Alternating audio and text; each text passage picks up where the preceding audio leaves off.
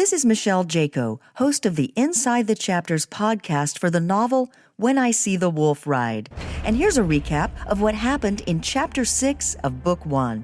Snake makes his way to base camp. As Lee and Wolf track him, he is picked up by a truck. Lee and Wolf chase that truck and board it, finding Hershey guarding Snake, who is unconscious. Lee and Wolf find out Hershey has been secretly working for Captain Avigdor this whole time. They drive to the deserted compound where Captain Avigdor, Sarge, Zapp, and Burns were waiting. Sarge and Zapp stayed behind with Burns and the truck driver as Captain Avigdor, Wolf, Hershey, and Lee left in the truck following the coordinates they had been given. In the back of the truck, Wolf becomes serious with Lee. You and I may die together today. I don't want to die next to a stranger. Taking a knife out of its sheath, he purposely cut his hand open and gave the knife to me. I want to die next to a brother. Cherokee tradition? No, I saw it in a movie. But it'll do for you and me. I took the knife, cut my hand open, and clutched his bleeding hand as hard as I could. Brothers. Brothers. Hershey popped his head into the back from the cab's window. We got our destination. Hershey paused, looking worried. It's close to Da Nang.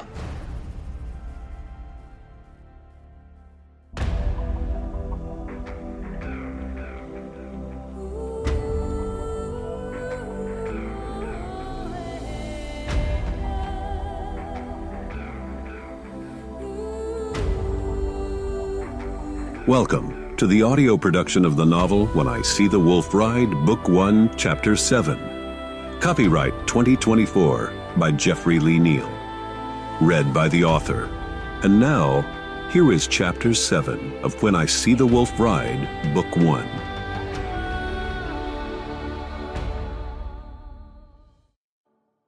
Chapter 7, Cave of Death. From the Bible. Protect me from the wicked men who attack me, my enemies who crowd around me for the kill. Psalm 17:9.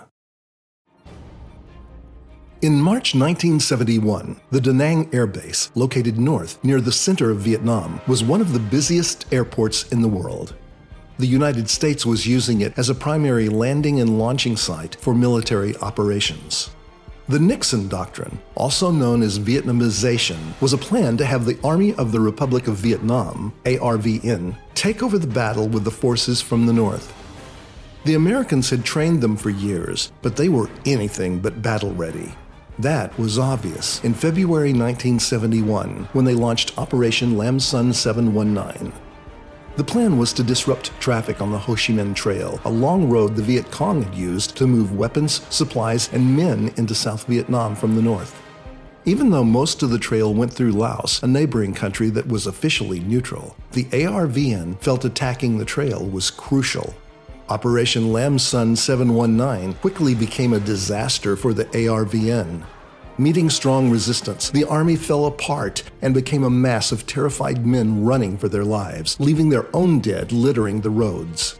American helicopters coming in to airlift the wounded were mobbed by what was left of the ARVN, with men hanging on to the skids of helicopters desperate for escape.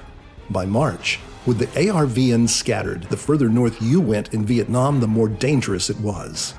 Since all the Vietnamese looked alike, anyone you met, any man, woman, or child, could become a deadly enemy in seconds. And we were driving in the middle of it, where the coordinates were leading us. It might have been safer to stop by the Da Nang Air Base, but since we were officially dead, we had to stay in the rural areas. It had been an uneventful drive, free of skirmishes with living soldiers or civilians. The ones we encountered were dead, rotting corpses littering the road.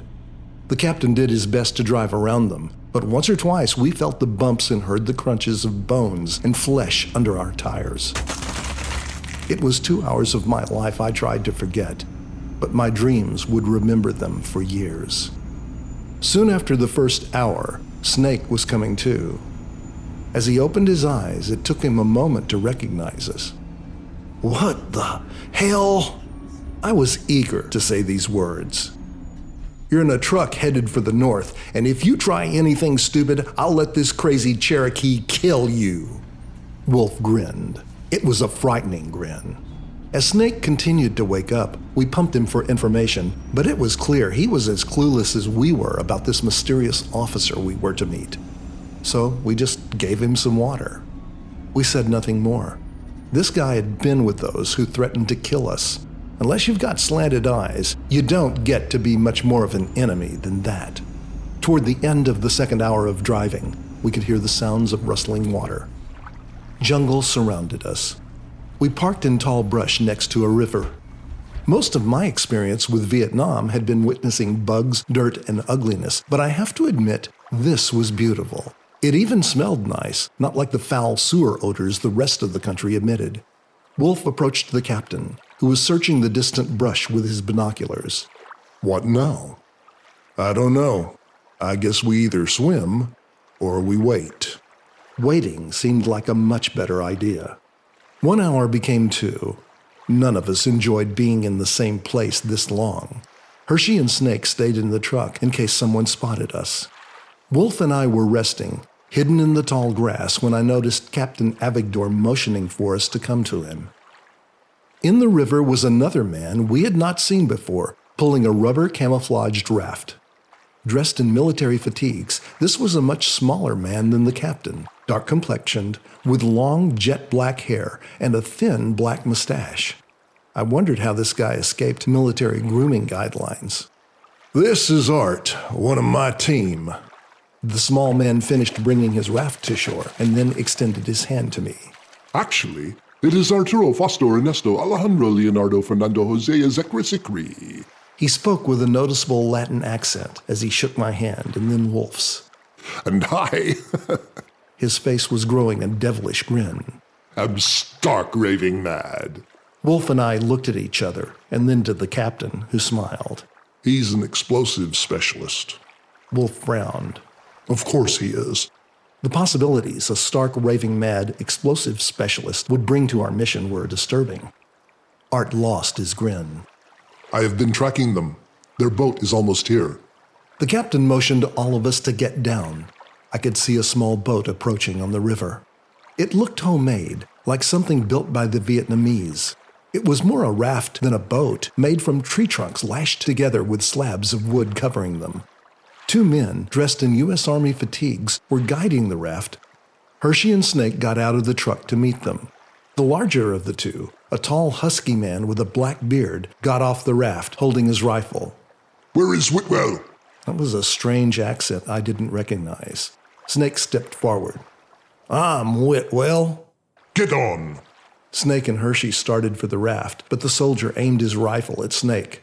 Not you, just him. Snake put up his hands and backed away. The soldier guided Hershey onto the raft, then he turned back to Snake. The man's gun fired into Snake's face, then he turned to Hershey, his weapon ready. Wolf and I started to move, but the captain held us back. I had no use for Snake, but seeing his bloody murdered remains splattered on the ground made it hard for me to stay still. You're not supposed to be black. Hershey frowned. Maybe you need to ask God about that. The man got on the raft, gesturing to Hershey. Row. Maybe Hershey still had a chance to live. The river connected to a basin, so we had to stop to keep from being seen. Wolf climbed out onto the shore to get a better look at their destination. What he saw amazed him. He reported they were going into a large cave at the end of the river basin. Decision time. Whoever was in there might kill Hershey without hesitation. The only way to get there quickly was by water. If we swam, we couldn't take our weapons. If we took the raft, they might see us. The captain ordered Art and I to take the raft into the mouth of the cave. If the officer we were hunting knew there were others coming, it might buy Hershey some time. Wolf would swim, staying as stealth as possible. We would leave Wolf a weapon inside the cave. The captain would work his way around the basin on foot. Now, it was just me and the explosives guy who was stark raving mad. As Art and I started out in the raft, I noticed he had a small backpack. I had to ask, "So, what do you have in that?" Playthings. He smiled. And I hope they want to play. Rocks protruding out of the water surrounded the cave. The water ran into the cave, so we would have to enter it on the raft. We could no longer hear their voices. We paddled the boat into the cave in complete darkness. Art produced a flashlight from his bag. The channel was narrower, but the cave was larger here. After what felt like 200 meters in, our boat bumped into something. Art brought the beam down to reveal the soldier's makeshift raft tied to a metal stake in the ground. Art tied our raft off and motioned for me to follow as he strapped the small bag to his back. Now we could hear voices again, but faintly. Art used the flashlight to illuminate the obstacles in front of us. It was a rocky, uphill climb. We could see light in the distance above us. The cave was huge, getting bigger the further up we went. Impressive stalactites hung from the top of the cave, reflecting multiple colors from the light. Nature's chandeliers. The ragged floor of the cave, populated with its own stalagmites jutting up from the ground like grotesque statues in a horror museum, led upward toward the light. There appeared to be two paths we could take to stay hidden. Art led the way. We made it to a higher position that afforded a better view. I could see the silhouette of the husky man standing with a rifle. I couldn't see the other man who had been with them. Then I felt metal against the back of my neck. There was a new voice behind me. Stop! Art raised his hands. I felt the gun push against my head as I heard, Iti! I didn't need a translator. I couldn't look behind me, but in front of me I could see the husky soldier standing about 10 feet from a huge opening in the cave. It appeared there was a valley far below. Near the opening, the cave broke off into two other large caverns that seemed to go off into infinity. I could see Hershey's body lying motionless near the one on the right. The husky man motioned us to stop about 5 feet in front of him. The other man took the bag from Art's back, carrying it to the edge of the cave wall. The husky man looked like he might kill us right there. Nikolai! It was a new, gruffer English voice coming from the cavern on the left. An older, heavy-set man with short gray hair and a military crew cut appeared. His stride matched his manner, intense with authority. Although overweight, his face had a chiseled look about it, with 2 small scars on his rough, potholed skin. This man had seen some action in his life, and he was wearing a colonel's uniform with the name Reeves. I'll put the bloody gun down. Tell Vlad to go look for the Indian. The husky man nodded, motioning to the smaller man, who left Art's bag and followed him back in the direction from which we came. Sit the hell down. He motioned with the weapon for us to sit. As we sat, he started pacing while he spoke. This whole bloody thing has gotten out of hand. I know what you're doing here. Where is Abigdor? Silence from us. Never mind, I know he's on his way. He would send a scouting team ahead. He won't come up the other side through the opening of the cave. That's a 60-foot drop. What the hell did he tell you? That I'm some kind of bloody traitor? We stared at him. Then we heard a faint voice. Yes, sir. Hershey was awakening. Welcome back, son. Now get the hell over here with these others, Washington. Hershey, still appearing woozy, stumbled over to sit next to me. So I'm a traitor? If you believe that, you are as stupid as you look. We're trying to win a war here, and we're getting our hands tied by a bunch of bloody pacifists. Sir, Lieutenant Colonel Bosner put a gun to my head when I wouldn't fire on unarmed villagers. The colonel stopped pacing and stared down at me. Bosner was a weasel, a mistake, one I'll regret for the rest of my career. And I'd bet if Bosner had a gun to your head and you didn't fire, the only reason you're here is because Abigdor took him out, right? I didn't answer, but my expression said paragraphs. Uh-huh. Avigdor was a top army sniper at one time. He's a good soldier. Been in army intelligence the last 10 years, but he's dead wrong about me. The colonel started pacing again. Bosner was supposed to be shooting the bloody enemy. Then he started thinking he'd get promotions for kills, so he recruited a bunch of convicts and started shooting every slant-eyed creature that moved. It's a wonder he didn't fire on our own men. Why the hell do you think I'm in this godforsaken cave? To hibernate? I needed a hidden place to work from so I could stop that lunatic. Hershey and I glanced at each other. We weren't expecting this. The colonel stopped and looked right at me. What you don't know is that we've got a bigger problem here. Those two men with me are Russians, Russian spies that work for us. They brought intel that the Russian government is about to flood North Vietnam with weapons and money. Do you know what that means? We didn't. That means paid soldiers with better weapons. Every bloody, dirt-poor rice farmer in North Vietnam will have a new rifle, training, and a cash payment to take out our men. Soon there will be no more innocent villagers. I looked again at Art and Hershey to see if they were buying any of this. But that's just the beginning. They're looking to destroy the Da Nang Air Base. We would lose hundreds of personnel and a lot of our military aircraft. We could lose this war. Nixon would have no choice but to pull us out with our tails between our legs. These two Russian spies said most of the airport is already mined. I looked at the others and then back at him. Sir, how is that possible with all the security they must have at that base? And then there was a familiar voice. Drop the weapon. The smaller Russian soldier stumbled near the colonel, pushed by Wolf's rifle, which was pointed at his head. The colonel turned to face Wolf. Private Jones, do you have any idea who you're speaking to? No. That's why you will drop that weapon, or I'll drop you. The colonel tossed his weapon to the floor. I saw movement behind Wolf. Wolf, there's another one! It was too late. The husky Russian had approached Wolf during the yelling, hitting him from behind. Wolf's body crumpled to the cave floor. Art and I got up to rush the colonel, but the husky Russian was too fast. He caught me under the neck with one hand and Art with the other. He tossed Art across the cave and held me up in the air. I was choking. The colonel picked up his revolver and put it back to my forehead. That's enough. Where the hell is Avigdor? The big Russian dropped me on the floor. I fell, sprawled out barely conscious, like a wounded animal. Art was lying on top of his bag. It had cushioned his fall. Wolf was moving slightly. The colonel motioned his pistol at the husky Russian. Get him up. Put him over there and tie them all up. The Russian picked Wolf up by the shirt and drug him over to the cave wall. He was dazed, but coming back around. Art, Hershey, and I were forced to sit next to him. The small Russian was tying our hands behind us. Once he finished, he joined the bigger man, standing behind the colonel, who started pacing again. How the hell do I convince you men that we're all on the same side? Maybe you could stop your precious Russian helpers from cold-cocking us on the head when we ain't looking. The husky Russian grabbed Hershey in mid-sentence with his fist raised, but the colonel stopped him and then smiled.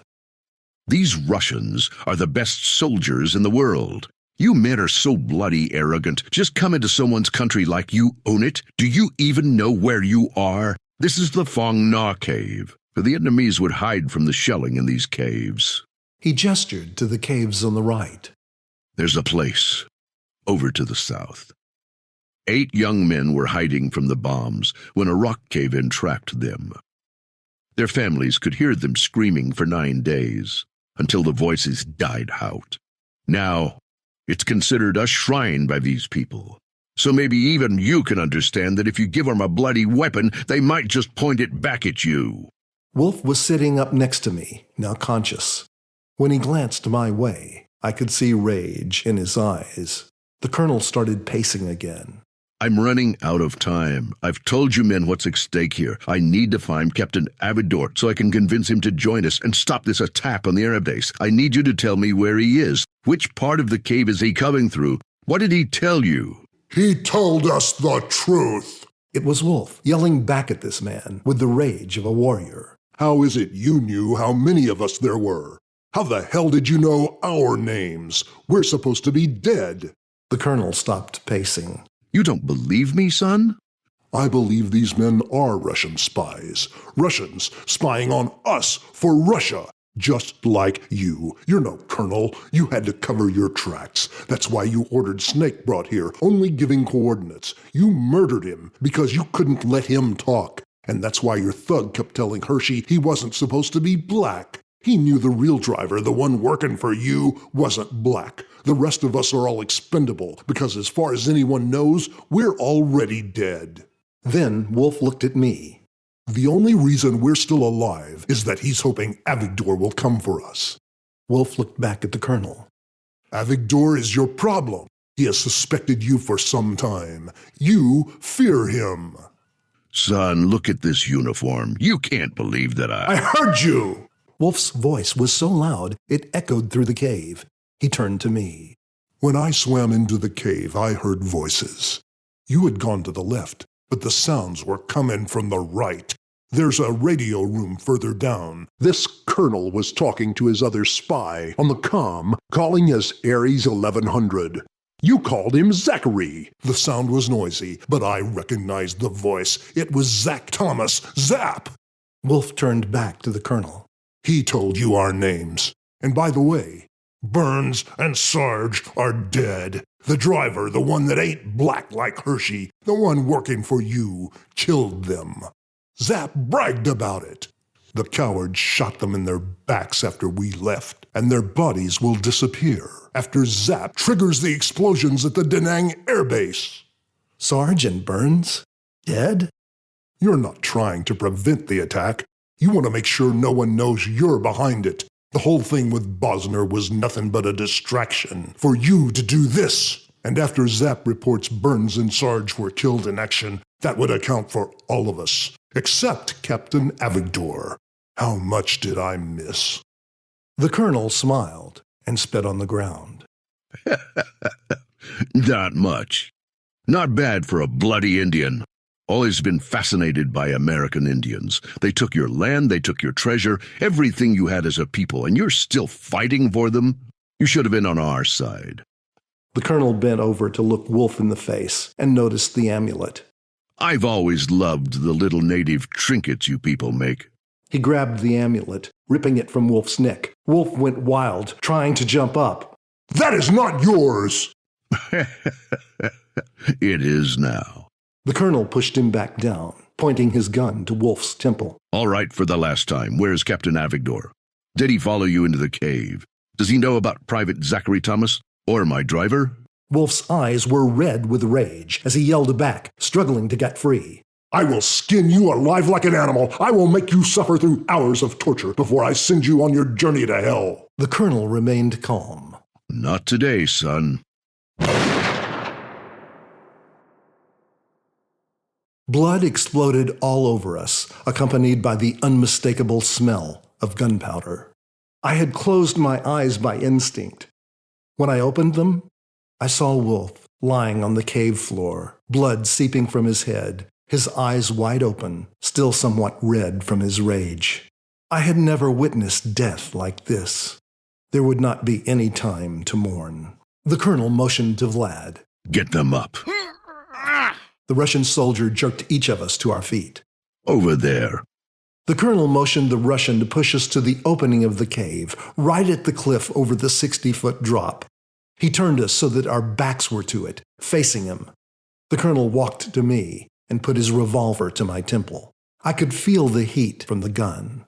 Your turn, son. For the last time, where is Captain Avigdor? In the cave? And how much does he know?